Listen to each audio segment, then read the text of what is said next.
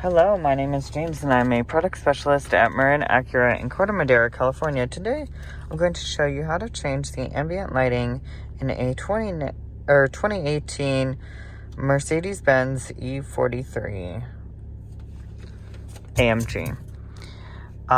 So first we are going to want to press the home button and scroll with the wheel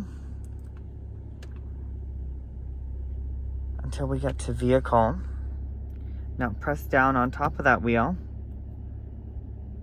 and scroll until you see the light settings right here.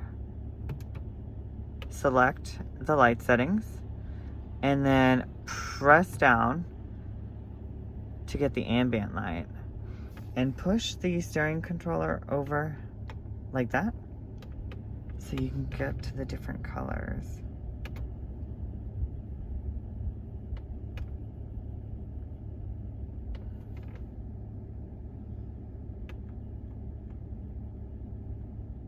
Oh, that one's pretty cool.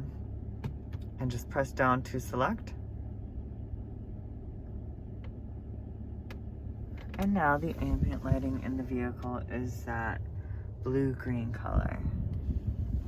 And that's how you change the ambient lighting in a 2018 Mercedes E-Class.